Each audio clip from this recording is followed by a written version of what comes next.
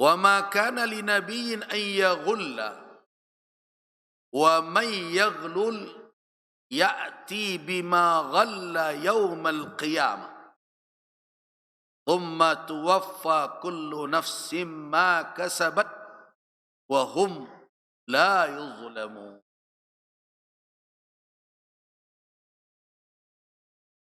Tidak mungkin seorang nabi untuk berkhianat. Ghalla yaghullu ghululan. Ghulul maknanya dalam bahasa Arab adalah khianat atau hiqdun, yaitu kedengkian atau keinginan jahat di dalam kalbu, di dalam dada seseorang, yang merupakan penyakit di dalam hati. Ghulul namanya. Untuk apa? Untuk merendahkan, merugikan, menzalimi orang lain. Nah, pengkhianatan itu makna asalnya, kemudian banyak dipakaikan secara penggunaan bahasa pada perbuatan manipulasi.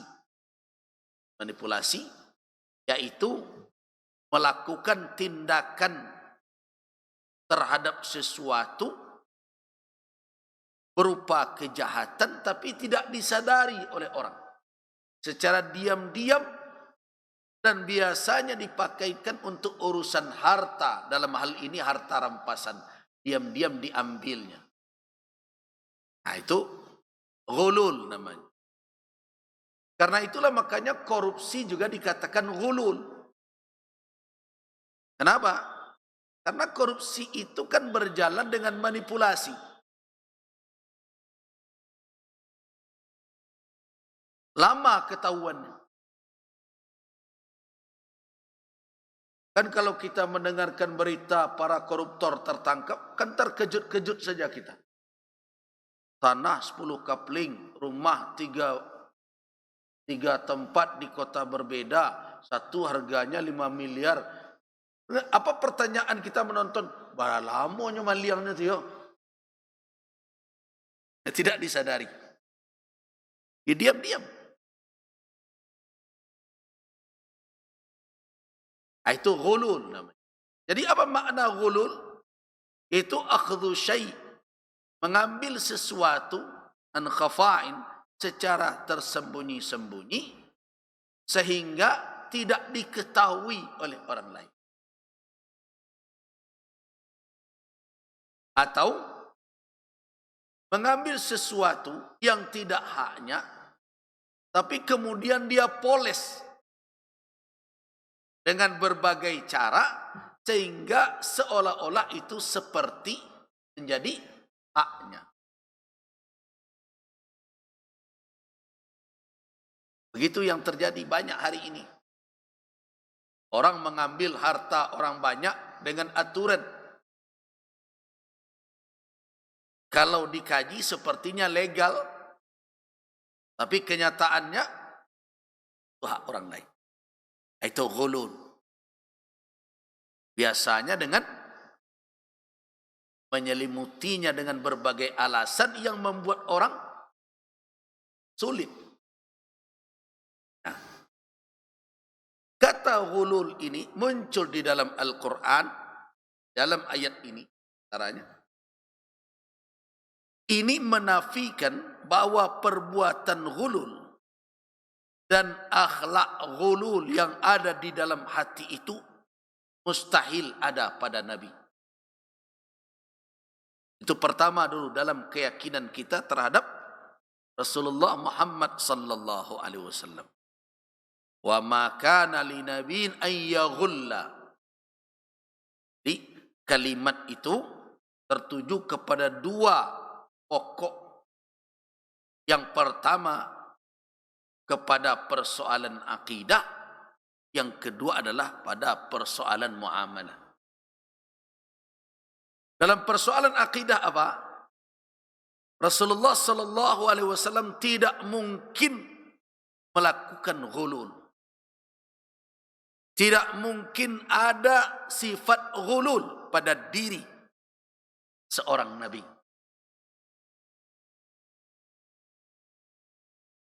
Nah, ini harus menjadi keimanan. Tidak mungkin seorang nabi punya sikap ghulul. Karena itu tidak mungkin seorang nabi berperilaku ghulul. Karena tidak ada di dalam diri beliau, ya tidak akan lahir perbuatan itu di dalam sikap dan perilaku. Tapi bapak-bapak dan ibu-ibu, jamaah rahimakumullah, melenyapkan sifat itu berat.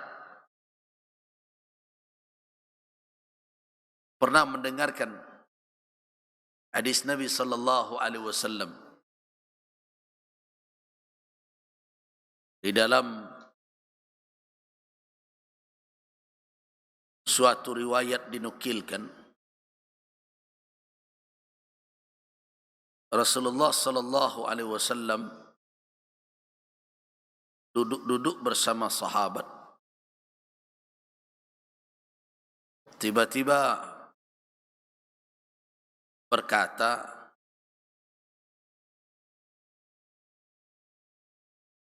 yattali'u alaikum rajulun min ahlil jannah.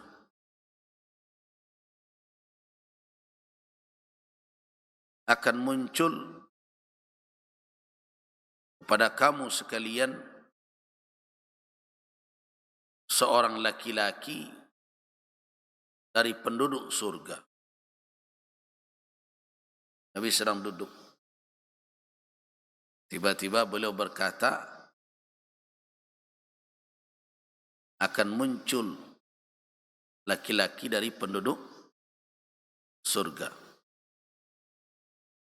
Perhatikan, ya karena Rasulullah sallallahu alaihi wasallam bukan suatu hal yang aneh muncul dari beliau, mengatakan yang demikian pada hari pertama itu tidak ada yang terlalu berlebihan disikapi oleh sahabat.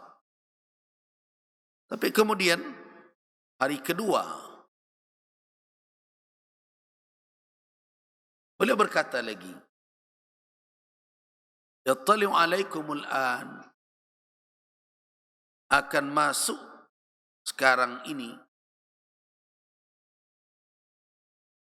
rajulun min ahlil jannah, laki-laki dari penduduk surga. Nah, yang muncul orang yang sama, tetap orang yang dimulai jadi perhatian. Kenapa orang yang ini kemarin dikatakan oleh Nabi penduduk surga, sekarang juga dia pula yang muncul. Nah, kemudian pada hari ketiga Nabi mengatakan demikian lagi. Dan ternyata tetap saja yang muncul adalah orang yang sama. Ada yang mengatakan bahwa itu adalah Sa'ad bin Abi Waqqas. Ada yang mengatakan itu adalah salah seorang dari Ansar. Nah, maka ada seorang anak muda, ma'ruf, anak muda sahabat, Abdullah bin Amr bin al-As, penasaran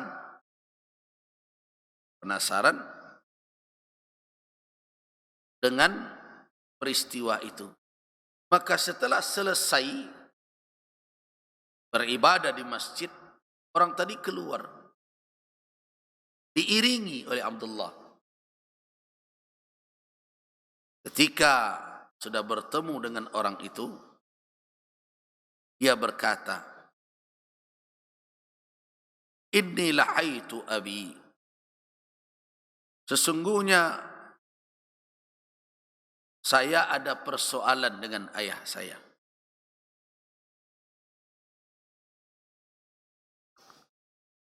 Nah, terus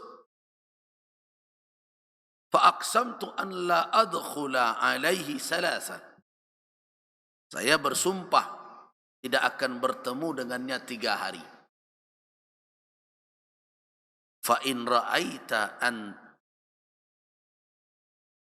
tu'wini, kalau menurut engkau bisa memberikan saya tempat menginap selama 3 malam itu, sampai berlalu waktu sumpah saya itu, fa'altu, aku akan senang sekali. Dikata Abdullah bin Amr bin Al-As begitu. Kenapa dia mengambil langkah itu? Karena 3 kali Nabi mengatakan,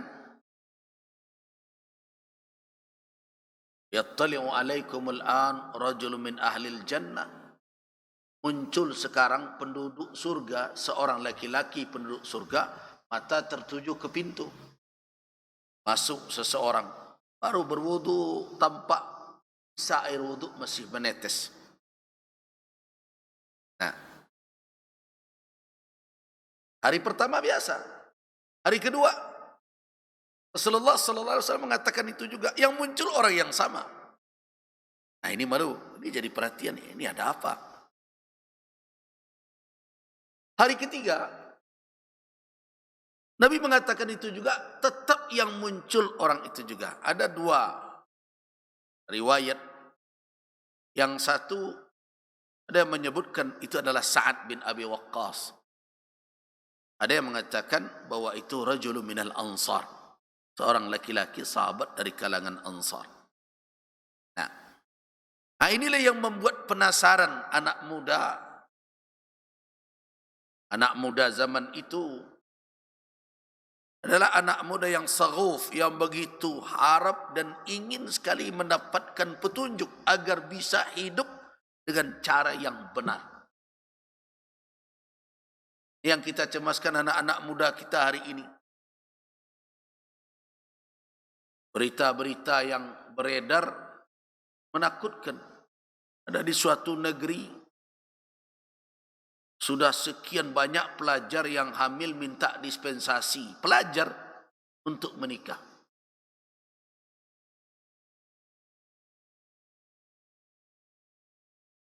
Ada pula, saya dikirimi berita dan bahkan lengkap dengan videonya. Di sekolah sekarang diajarkan pula berdansa laki-laki dan perempuan.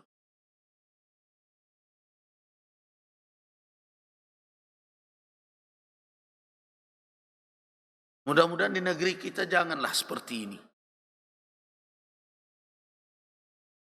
Orang tua benar-benar harus ekstra bekerja keras hari ini. Karena aneh-aneh saja yang terpikir oleh orang.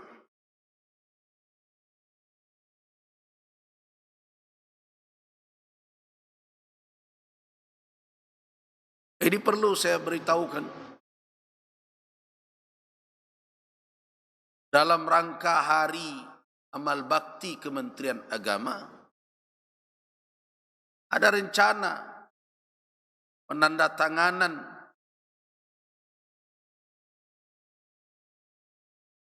berupa kesepakatan toleransi yang isinya di dalam mengukuhkan apa?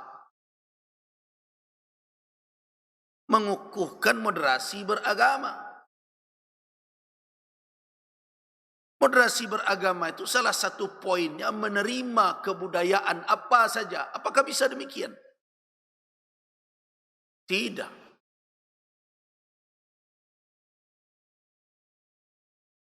Tidak semua tradisi ini bisa diterima di dalam Islam. Baik yang lama maupun yang baru. Bukan yang lama saja, yang baru masuk Apakah semuanya bersesuaian dengan Islam? Coba lihat. Sekarang sudah mulai berkurang karena dulu pernah kita ingatkan. Kalau tidak semakin menjadi-jadi sebelum menikah, calon pengantin dan calon perempuan, calon pengantin laki-laki dan calon pengantin wanita pergi ke tempat entah kemana-mana melakukan foto prewedding namanya. Ala pangku-pangku kayaknya tuh.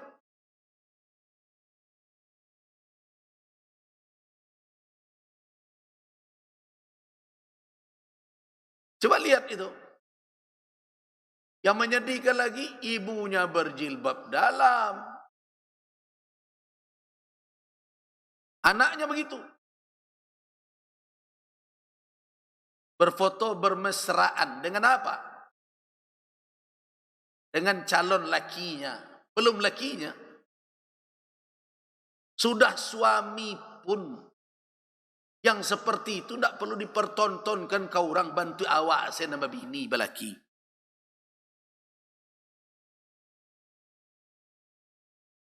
Itu menjadi tradisi sekarang. Dan dibiarkan itu. Dengan alasan bahwa kita harus menjadi orang yang moderat dalam beragama. Istilah-istilah Islam moderat dan berbagai macam. Itu tak lebih hanyalah cara bagi orang untuk menggeser umat Islam dari istiqamah.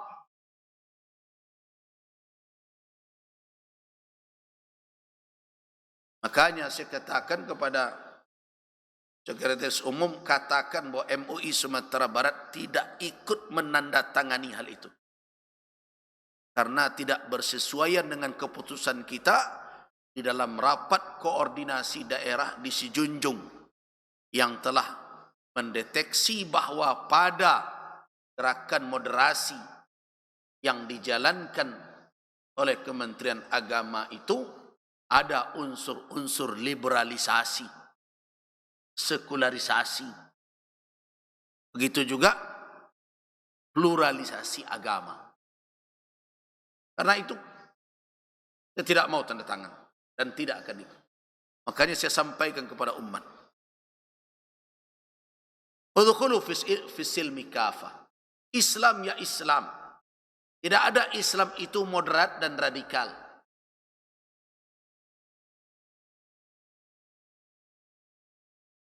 Begitu juga umat ini tidak ada masalah. Walaupun tentu setiap umat ada saja orang-orang yang menyimpang dari petunjuk ajaran, tapi tidak berarti seluruh umat ini harus jadi pesakitan sebagai objek untuk diperbaiki.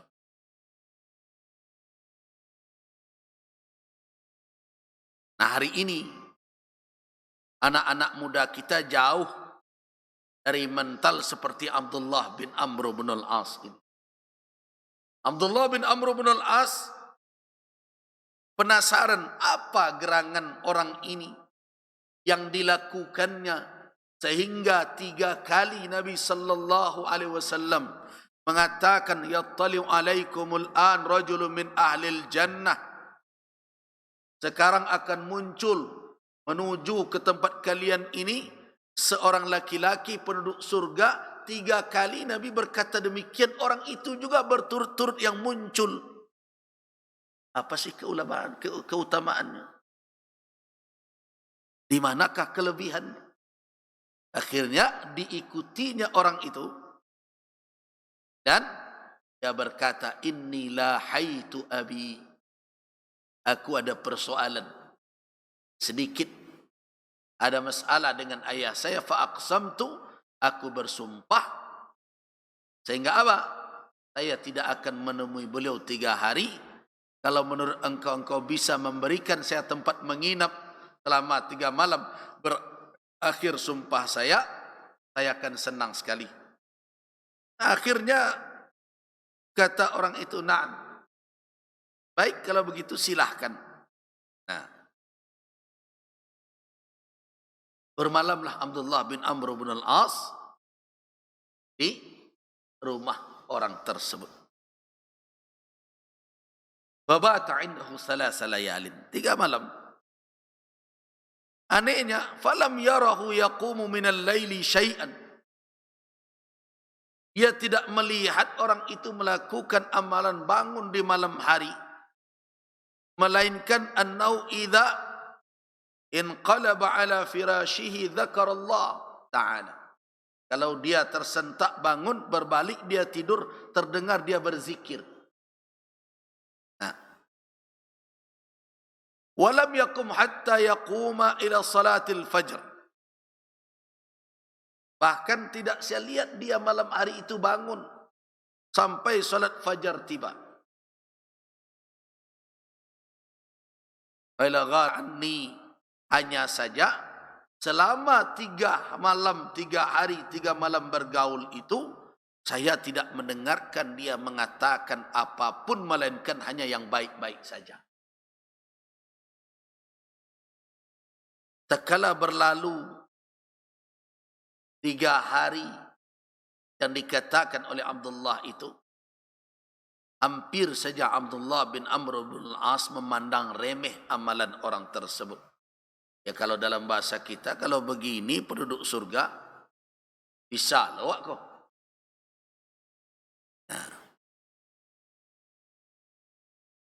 Setelah 3 hari akhirnya berkata Abdullah bin Amr bin Al-As, ya Abdullah, wahai hamba Allah, lam yakun baini wa baina walidi ghadabun wala hijrah. Sebenarnya tidak ada antara saya dengan ayah saya marah-marahan dan tidak pula asing mengasingkan atau jauh menjauhi. Tidak ada. Walakinni sami'tu Rasulullah, akan tetapi yang membuat saya mengatakan demikian karena saya mendengar Rasulullah sallallahu alaihi wasallam bersabda kaza wa kaza, begini. Wa aradtu an a'rifa amalak, sehingga saya penasaran ingin tahu apa amal engkau. Falam araka ta'malu katsiran, saya tidak melihat engkau beramal banyak. Faman alladhi ballagha bika dzalik, apa gerangan amalan yang engkau lakukan yang mengantarkan engkau kepada posisi yang terhormat itu, mendapat jaminan dari Rasul sebagai penduduk surga itu? Kira-kira begitulah. Ya, di sini dalam berbagai riwayat ya, ada di dalam kitab Al-Imam Ahmad, ada dalam kitab Al-Imam An-Nasa'i, juga ada di dalam kitab Yahya. Nah, dan Al-Imam Al-Bazzar juga mengatakan, mengeluarkan hadis ini, walaupun ada sebagian atau para ulama hadis menganggap hadis ini ada persoalan pada salah seorang perawinya, yaitu Ibnu Lahiyah. Tapi sebagai terghiban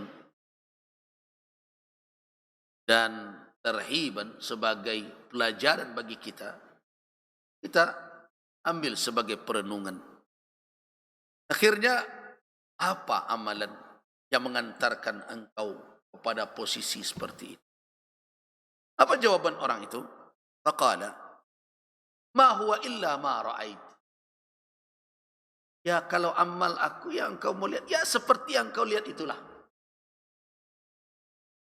Tak lebih dari itulah yang aku lakukan. Ya karena begitu jawabannya, Abdullah bin Amr berputar lagi, yalah. Di dalam hatinya hampir saja muncul ihtiqaran, memandang enteng amal orang itu. Namun falamma wallait, ketika saya mulai berpaling hendak meninggalkan orang itu, da'ani, dia panggil. Sinilah nak, belum jadi berpisah, tapi sudah berpaling, dipanggil oleh orang itu. Faqal, orang itu berkata, ma huwa illa ma ra'ait. Amalan aku memang tak lebih dari apa yang engkau lihat itu. Ghaira anni, nah baru dia tambah, melainkan saya la ajidu ala ahadin minal muslimin fi nafsi ghishan wala hasadan ala khairin a'tahu Allahu iyyah. Kalau amal yang engkau mau cari, ya itu seperti yang kau lihat. Namun saya tidak pernah bertemu di dalam diri saya, tidak pernah dia rasakan di dalam hati dia keinginan untuk apa? Untuk menipu. Begitu juga dengki kepada siapapun orang muslim yang diberikan hak kebaikan oleh Allah kepadanya. Tidak ada sedikit pun di dalam hati. Bersih hatinya dari keinginan untuk menipu, dengki, iri hati kepada siapapun kaum muslim. Baru di situ Abdullah bin Amr bin al-As tersadar.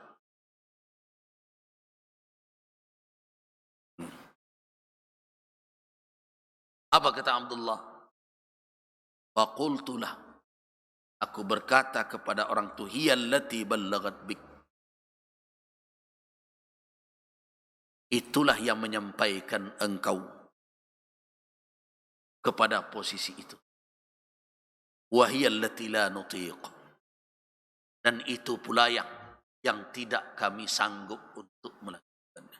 Jadi yang berat adalah menghilangkan keinginan untuk menipu orang, keinginan untuk memanipulasi, keinginan untuk mengambil hak orang, keinginan untuk apa?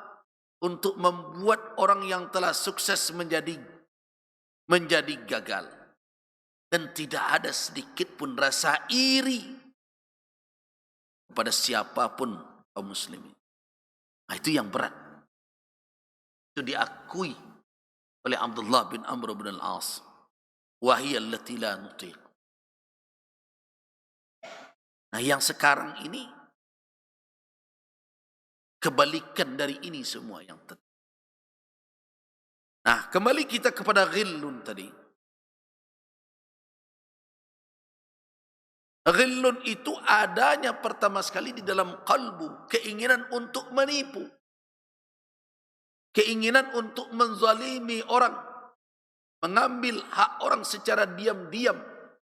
Nah, pada diri Nabi, maka tidak mungkin sifat itu ada pada seorang Nabi.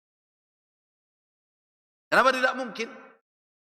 Karena seorang Nabi mesti bersifat amanah. Bapak dan ibu-ibu, kembali ke kajian ilmu akidah. Apa sifat yang wajib kita imani pada seorang Nabi? Salah satunya adalah amanah.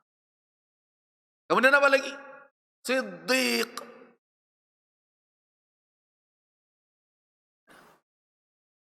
Kalau kita yakini Nabi itu amanah, berarti mustahil ada pada Nabi itu khianah. Nah, khianah itu salah satu bentuknya adalah ghil. Memanipulasi hak orang lain secara diam-diam untuk dikuasai.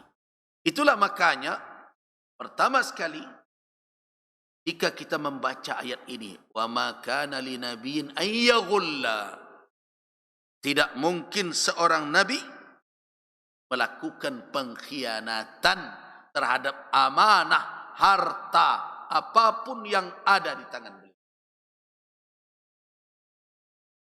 Karena itu bertolak belakang dengan sifat yang wajib ada pada beliau, sifat amanah. Nah, itu adalah faedah yang pertama dari kalimat wa ma kana linabiyyin ay yaghulla. Yang kedua, dari kalimat itu bisa kita ambil faedah bahwa al-ghulul, manipulatif itu, mengambil secara diam-diam yang tidak hak itu, yang dipakaikan biasanya pada pembagian harta rampasan perang. Ada hak orang diam-diam diambil berbagai macam. Kalau itu tidak ada pada Nabi karena keburukannya. Karena sifat tersebut adalah sifat yang keji. tidak patut dituduhkan kepada seorang nabi. Dan tidak patut orang beriman menyangka nabinya demikian. Dan salah satu dari kelalaian para sahabat yang ada di Bukit Pemanah, karena hadir was-was dalam diri mereka, kalau mereka tidak segera turun, mereka tidak mendapatkan apa yang menjadi hak mereka dalam harta rampasan yang ada di bawah. Nah, ini teguran. Kenapa pasukan pemanah yang 50 tadi yang diminta oleh Nabi untuk menetap tidak boleh turun hatta ursila ilaikum, sampai aku utus perintah datang baru turun. Bahkan dalam ayat lain dikatakan walau yatakhattafun at-tayr, walaupun kami dimakan burung bangkai sekalipun di bawah, kalian tidak turun sampai ada perintah. Kenapa mereka turun? Karena mereka melihat pasukan di bawah telah memungut apa? Harta rampasan perang yang ditinggalkan oleh pasukan Quraisy. Nah, mengapa mereka turun? Seolah-olah mereka tidak akan mendapatkan hak mereka secara tidak langsung. Mereka menyaksikan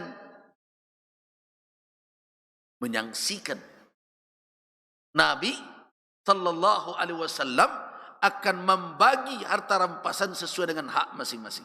Dan sama saja sanksi jadi. Makanya diingatkan oleh Allah, maka linabiyyin an yaghulla. Tidak mungkin seorang nabi melakukan ghulul, akan mengambil hak orang lain diam-diam, tidak akan memberikan kepada orang yang berhak hak mereka. Mustahil itu. Jadi was-was itulah yang diperingatkan oleh Allah kepada para sahabat, jangan hadir lagi. Dan dari situ mereka taubat.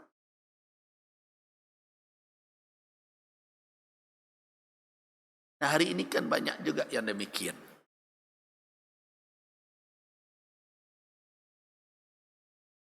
Terlalu terkadang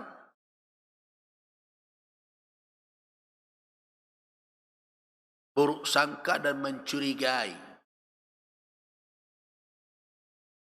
kepada orang-orang yang kita tidak tahulah terbelakangnya, entah ia dia ini dan tidak. Sehingga tidak sedikit orang hari ini kereta api nak mendaki, angoknya Senen Sasak. Tak tua, apa ganti lekonya, tak tua, dah dibuat. Mana kita tahu?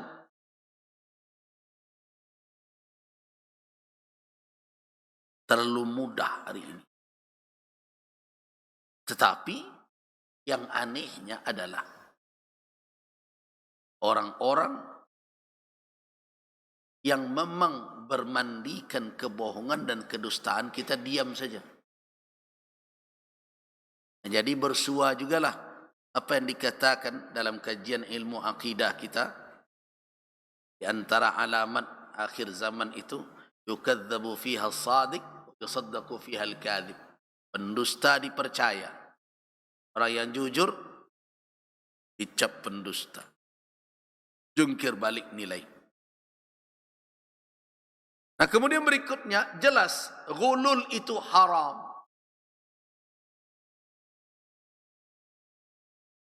Banyak hadis-hadis Nabi sallallahu alaihi wasallam yang memperingatkan tentang bahaya ghulul.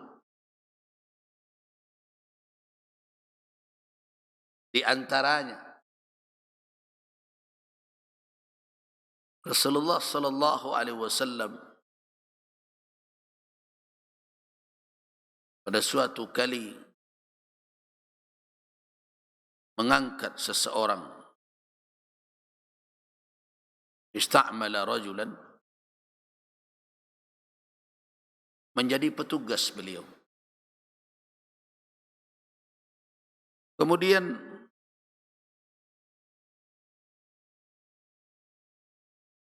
orang itu datang kepada Rasul sallallahu alaihi wasallam.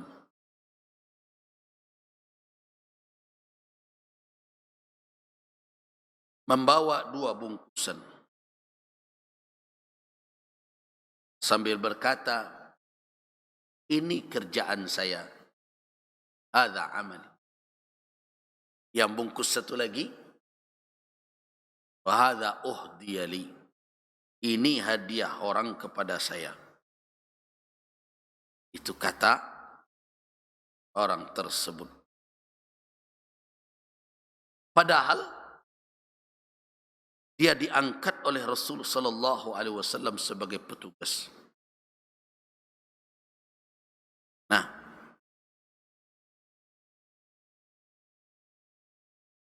setelah melihat seperti itu, maka Rasulullah sallallahu alaihi wasallam setelah salat Isya berdiri di hadapan orang banyak sambil berkata, ada orang yang diberikan tugas atau kami angkat sebagai petugas kami. Tapi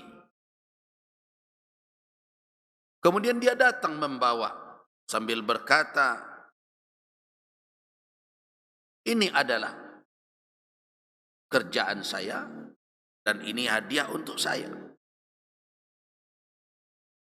Kata Nabi, ma balul amil, apa gerangan pada petugas itu? Nab'atsuhu, kami yang mengutusnya. Malah kemudian dia datang berkata, inilah hasil kerja saya untuk kamu dan ini hadiah untuk saya. Kata Nabi, afala jalasa fi baiti abi wa ummihi. Kalau memang itu hadiah untuk dia, kalau kita fahami begitu, mengapa dia tidak duduk saja di rumah bapak dan ibunya? Fayanzura, maka tunggulah, ayuhda ilaihi amla, apakah hadiah itu kan tiba kepadanya atau tidak. Ini ada pembahasan tentang hadayal ummal namanya, hadiah untuk pegawai. Dan banyak yang bertanya-tanya hari ini. Saya bantu orang ini, orang berbagai macam, saya diberi hadiah. Apa hadayal ummal itu? Kalau membantu orang itu berada di dalam tugas dan masuk dalam tupoksi kita sebagai petugas yang diangkat untuk itu, kemudian diberi hadiah atas bantuan tersebut, apakah itu bisa dikatakan hadiah? Bukankah hadiah itu diberikan karena kita berada pada posisi itu? Makanya Nabi katakan, afala jalasa fi baiti abihi wa ummihi.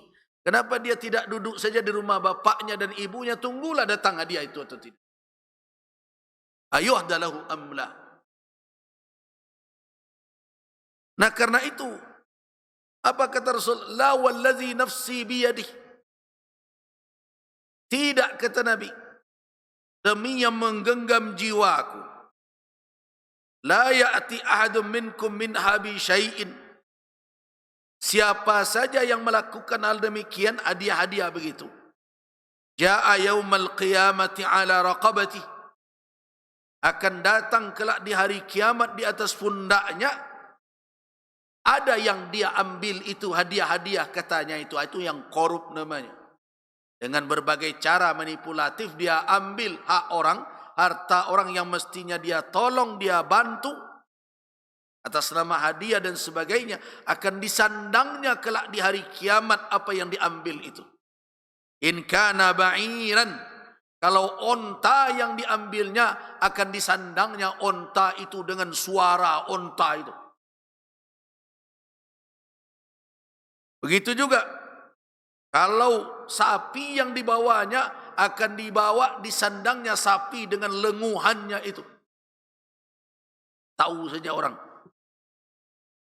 kau korupsi dulu.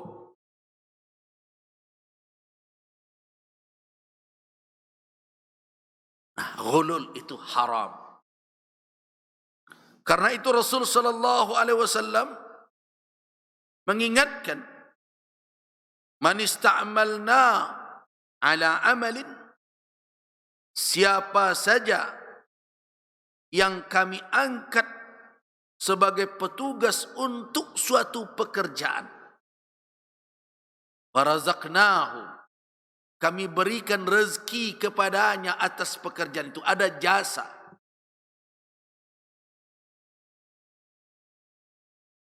Fama akhadha wara'a dhalik, apa saja yang diambilnya selain itu, bahwa ghulul, kata Nabi, itulah ghulul. Jadi perbuatan ghulul itu adalah perbuatan haram, dan tidak mungkin ada pada Nabi, dan tidak mungkin ada di dalam sifat seorang Nabi, dan tidak mungkin dilakukan oleh seorang Nabi,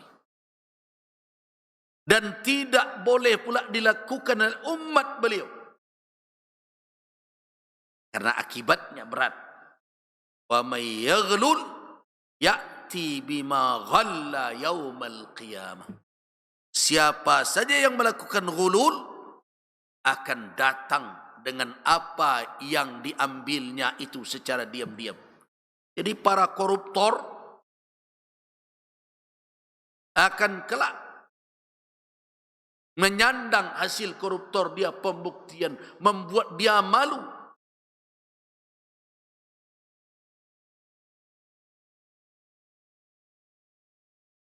Itu menunjukkan bahwa dia bisa saja di dunia memanipulasi orang, data berbagai macam, pertanggungjawaban, laporan. Kan banyak sekarang orang pandai. Sekarang orang belajar ilmu tertentu bukan untuk berlurus-lurus, tapi ba'a menyuruh kanan buruk perangainya. Kan ada juga. Dia belajar ilmu hukum. Sebagian orang yang belajar ilmu hukum untuk apa? Supaya dia bisa melindungi kejahatan yang dia perbuat. Sehingga lahirlah berbagai peraturan yang membuat dia nyaman berbuat kejahatan dan kemaksiatan. Nah, ini yang berbahaya.